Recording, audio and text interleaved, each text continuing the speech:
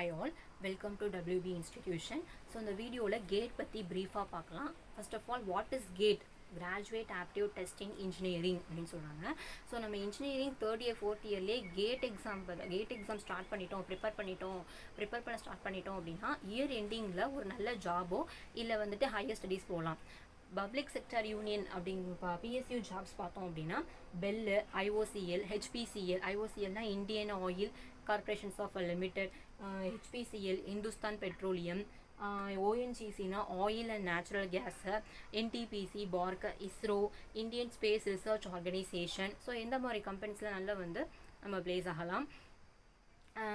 Navratna and Miniratna jobs. Also Navratna Miniratna ஜாப்ஸ்னால் நவரத்னாங்கிறது BEL and NACL அப்படிங்கிற ஒரு சில கம்பெனிஸில் வந்துட்டு நவரத்னா ஜாப்ஸ்னு சொல்கிறோம். மினிரத்னா ஜாப்ஸ்னால் ஆர்ஐடிஇஎஸ், பிஇசிஏஎல் இந்த மாதிரி கம்பெனியில் வந்துட்டு நம்ம பிளேஸ் ஆகலாம். இல்லை அப்படின்னா JRF junior research fellowship, senior research fellowship, CSIR இந்த மாதிரி கூட நம்ம பிளேஸ் ஆகலாம். இல்லை ப்ரைவேட் செக்டார்ஸில் கூட நம்ம வந்து ஜாப் வந்து பிளேஸ் ஆகலாம் நம்ம கேட் மார்க்ஸை பேஸ் பண்ணி. ஓகே, இல்லை அப்படின்னா ஹையர் ஸ்டடீஸ் போகலாம். IIT, NIT. ஐஐடினா Indian Institute of Technology, National Institute of Technology, IISc, Anna University. இல்லை அப்ராடில் கூட நம்ம போஸ்ட் கிராஜுவேட் பண்ணலாம். என்யூஎஸ், என்டியூ, ஆர்டபிள்யூடிஹெச் அப்படின்னு சொல்லிட்டு சொல்கிறாங்க. ஓகேவா? ஸோ நம்ம கேட் மார்க்ஸை பேஸ் பண்ணி நம்ம ஃபாரின் சிங்கப்பூர், ஜெர்மனி இங்கே மாதிரி கூட நம்ம வந்துட்டு போஸ்ட் கிராஜுவேட் கூட பண்ணலாம். இந்தியன் இன்ஸ்டியூட் இல்லை நம்ம இங்கே இன்ஸ்டியூட்டில் கூட பண்ணலாம். ஓகேவா? ஸோ கேட் வந்து ரொம்ப இதனால இம்பார்ட்டண்ட்டாக இருக்குது ஹையர் ஸ்டடீஸ் போகிறதுக்கோ இல்லை நம்ம வந்து பப்ளிக் செக்டர் யூனியன். ஸோ நல்ல ஒரு கம்பெனியில் பிளேஸ் ஆகுறதுக்கோ ஜாப்ஸ் போகிறதுக்கோ நம்ம வந்து கேட் மார்க்ஸ் வந்து இம்பார்ட்டண்ட்டாக இருக்குது.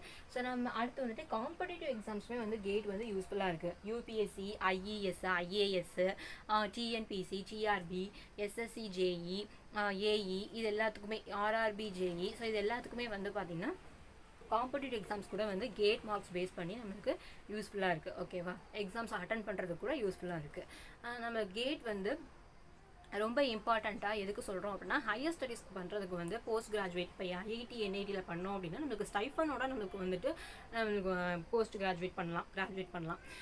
எப்படின்னா நம்மளுக்கு எம்ஏ எம்டெக்னு பார்த்தோம் அப்படின்னா 12,000 பெர் மந்த், 12,400 பெர் மந்த் வந்து கொடுக்குறாங்க. பிஹெச்டி பார்த்தோம் அப்படின்னா 25,000 பெர் மந்த் கொடுக்குறாங்க. பிஎம்ஆர்எஃப் ஃபெல்லோஷிப் அப்படிங்கிறது பிரைம் மினிஸ்டர் ரீஃபண்ட் ஃபெல்லோஷிப், ஒரு ஸ்காலர்ஷிப் மாதிரி. ஸோ அதுக்கு ஃபெல்லோஷிப் வந்து 70,000 பெர் மந்த் வந்து கொடுக்குறாங்க. ஸோ இந்த ஸ்டைஃபனோட நம்ம ஐஐடி, என்ஐடியில் போஸ்ட் கிராஜுவேட் பண்ணலாம் நம்ம கேட் மார்க்ஸை பேஸ் பண்ணி. இன்ஜினியரிங் ஸ்டூடெண்ட்ஸ் எல்லாருமே வந்து பார்த்தீங்கன்னா கேட் பற்றி கண்டிப்பாக தெரிஞ்சிருக்கணும். கேட்டோட அவேர்னஸ் வந்து கண்டிப்பாக இருக்கணும். ஏன் அப்படின்னா நம்ம இன்ஜினியரிங் முடிச்சுட்டு வெளியில் போகாமல் நம்ம ஜாப் வந்து வெளியில் போகணும்னு இல்லை, நம்ம வந்துட்டு இன்ஜினியரிங் படிச்சுக்கிட்டு இருக்கும் போதே நம்ம அந்த சிலபஸை வந்து நல்லா படித்தோம், நம்ம அண்டர்ஸ்டாண்டிங்கோட அப்ளிகேஷன் ஓரியன்ட்டோட நம்ம வந்து நாலேஜை வச்சுக்கிட்டோம் அப்படின்னா நம்ம அந்த கேட் எக்ஸாம் யூஸ் பண்ணி நம்ம ஒரு நல்ல ஜாபோ இல்லை நல்ல கம்பெனியில் பிளேஸ் ஆகலாம். இல்லை அப்படின்னா நம்ம ஹையர் ஸ்டடீஸ் அப்ராட் போய் படிக்கிறதோ, இங்கே என்ஐடி, ஐஐடி இன்ஸ்டியூட்டில் படிக்கிறதோ நம்ம போஸ்ட் கிராஜுவேட் பண்ணலாம். ஓகேவா?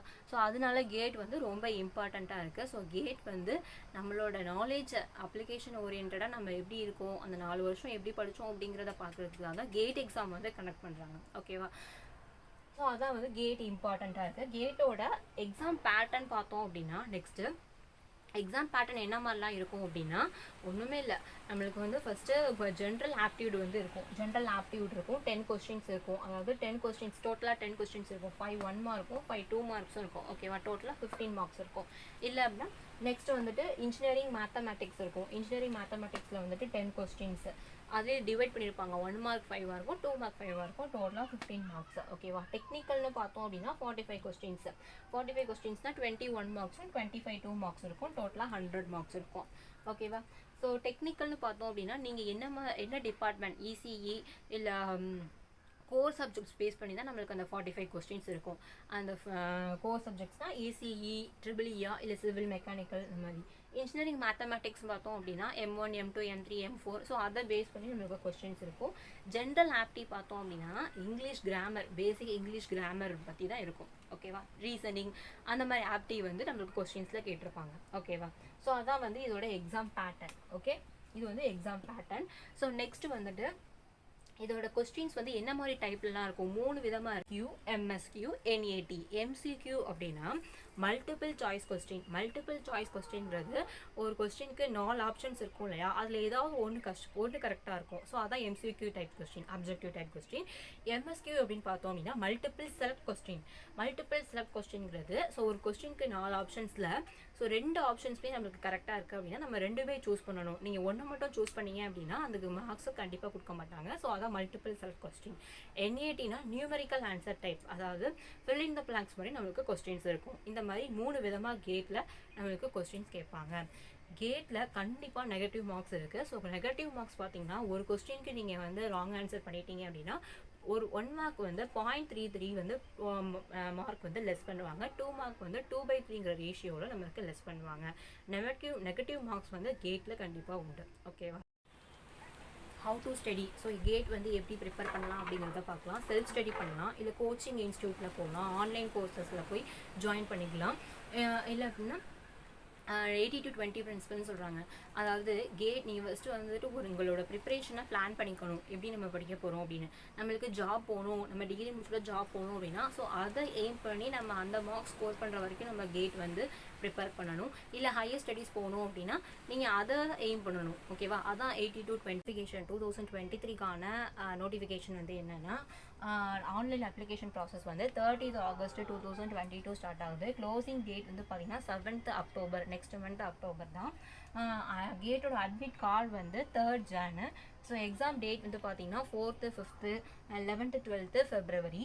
ஸோ கேட்டோடைய ரிசல்ட்ஸ் வந்து 16th March 2022. ஸ்கோர் கார்டு வந்து 21th March 2023 சொல்லியிருக்காங்க. ஸோ கேட்டோட fees structure, next fees structure வந்து பார்ப்போம். ஸோ ஃபீமேல் கேண்டிடேட்ஸ் இருந்தீங்க அப்படின்னா 850, அது ரெகுலர் பீரியடுக்கு, இது ரெகுலர் பீரியடுக்கு. ஸோ 1350 வந்து எக்ஸ்டெண்டட் பீரியடுக்கு. ஓகேவா? ஸோ எஸ்சி எஸ்டி கேண்டிடேட்ஸ்க்கும் 850 தான், இதே தான் 850. 1350 வந்து எக்ஸ்டெண்டட் பீரியடுக்கு. ஆல் அதர் கேண்டிடேட்ஸ்க்கு வந்து 1700. ஓகே. ஸோ எக்ஸ்டெண்டட் பீரியடுக்கு வந்து பார்த்தீங்கன்னா 2200. ஓகேவா? 2200 எக்ஸ்டெண்டட் பீரியடுக்கு. ஓகே. ஸோ ப்ரீவியஸ் இயரோட இந்த இயர் வந்து கேட்டோட அப்ளிகேஷன் ஃபீஸ் வந்து இன்க்ரீஸ் ஆகிருக்கு. So next steps to be followed to success GATE exams வந்து பார்த்தோம்னா என்னென்ன ஸ்டெப்ஸ்லாம் ஃபாலோ பண்ணால் நம்ம கேட் எக்ஸாமை கிளியர் பண்ணலாம், சக்ஸஸ் ஆகலாம் அப்படிங்கிறத பார்ப்போம். ஃபஸ்ட்டு வந்துட்டு get clear idea of GATE syllabus. GATE சிலபஸை நீங்கள் வந்து நல்லா தெரிஞ்சு வச்சுக்கோங்க. ஃபஸ்ட்டு நம்ம கேட் இப்போ ஈஸியாக இருந்தீங்கன்னா அதோட கேட் சிலபஸ் என்ன அப்படிங்கிறத அதுக்கான கிளியர் ஐடியா இருக்கணும். நெக்ஸ்ட் வந்துட்டு கேட் எக்ஸாம் பேட்டர்ன் அப்படின்னா ஸோ போன வருஷம் இந்த டாபிக்ஸ்லாம் இருந்துச்சு, இந்த வருஷம் தான் இங்கே ஏதாவது புதுசாக இன்க்ளூட் பண்ணியிருக்காங்க, நியூவாக சாப்டர் ஆட் பண்ணியிருக்காங்க அப்படிங்கிறத அதில் கிளியராக பாருங்கள், அதை வந்து தெரிஞ்சு வச்சுக்கோங்க. ஸோ நெக்ஸ்ட் வந்துட்டு மார்க் டெஸ்ட் வந்துட்டு அதிகமாக எடுத்துக்கிட்டே இருக்கணும். நீங்கள் ஒன்ஸ் சிலபஸ் கம்ப்ளீட் பண்ணிட்டீங்க அப்படின்னா நெக்ஸ்ட் வந்துட்டு டெஸ்ட்டு வந்து ஸ்டார்ட் பண்ணிக்கிட்டே இருக்கணும். ஓகேவா?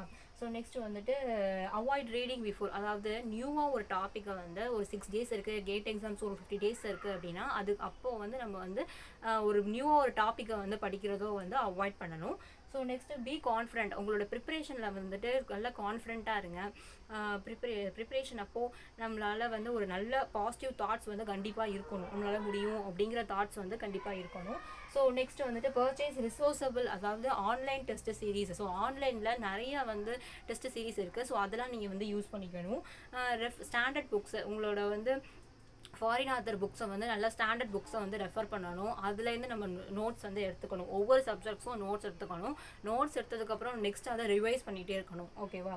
ஸோ நெக்ஸ்ட் வந்துட்டு லெக்சரர் சீரீஸ், அதாவது உங்களோட டாபிக்ஸ் வந்து நீங்கள் படிச்சுட்டு இருக்கும்போது ஏதாவது ஒரு கஷ்டமாக இருக்க மாதிரி டஃப்பாக இருக்குது நம்மளுக்கு இந்த சிலபஸ் அப்படின்னு பார்த்தோம் அப்படின்னா ஸோ அப்போ வந்து ஒரு லெக்சரர்ஸ் அட்டன் பண்ணிங்க அப்படின்னா கண்டிப்பாக உங்களை வந்து அதுலேருந்து கிளியர் பண்ணலாம், அந்த டாப்பிக்கை நம்ம வந்து கிளியர் பண்ணலாம்.